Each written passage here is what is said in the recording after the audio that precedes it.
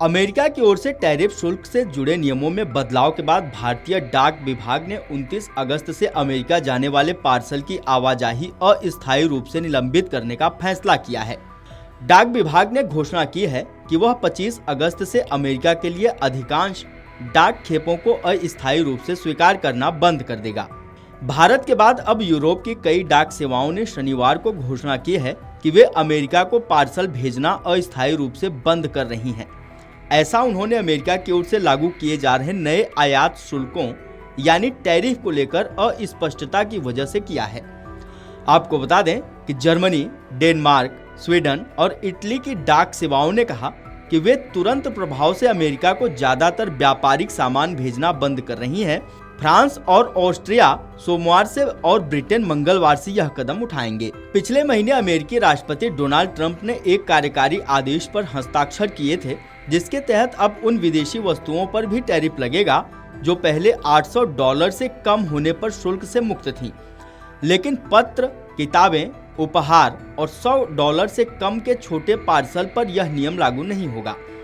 America और यूरोपीय संघ यानी EU के बीच पिछले महीने हुए व्यापार समझौते में यह तय हुआ था कि यूरोपीय संघ से आने वाले अधिकांश उत्पादों पर 15% टैरिफ लगाया जाएगा। कई यूरोपीय डाक सेवाओं का कहना है कि वे इसलिए डिलीवरी रोक रही हैं क्योंकि उन्हें यह भरोसा नहीं है कि भेजे गए सामान 29 अगस्त से पहले अमेरिका पहुंच पाएंगे।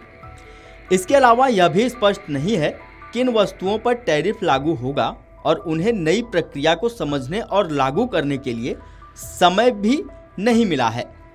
शनिवार से डायचे पोस्ट और DHL पार्सल जर्मनी ने कहा कि वे अब अमेरिका के लिए व्यापारिक ग्राहकों के सामान वाले पार्सल स्वीकार नहीं करेंगे और उन्हें भेज नहीं पाएंगे। नार्डिक लॉजिस्टिक कंपनी पोस्ट नार्ड और इटली की डाक सेवा ने भी शनिवार से ऐसी ही रोक लगाने की घोषणा की है।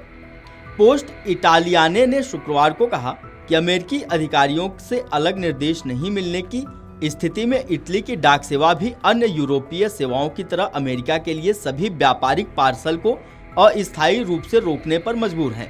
लेकिन जिन पार्सल में कोई सामान नहीं है उन्हें भेजना जारी रहेगा। उन्होंने यह भी बताया कि DHL एक्सप्रेस जैसी सेवाओं के माध्यम से भेजना अभी भी संभव है। पोस्ट नार्ड के संचार प्रमुख ने कहा कि यह फैसला अफसोसजनक है लेकिन जरूरी है, जिससे नए नियमों का पूरी तरह पालन हो सके।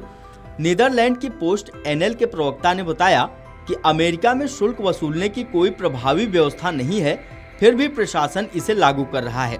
उन्होंने कहा कि पोस्ट NL अमेरिकी डाक सेवाओं के साथ मिलकर समाधान निकालने की कोशिश कर रही है। उन्होंने कहा कि अगर आपको अमेरिका में कुछ भेजना है तो आज ही भेज दीजिए।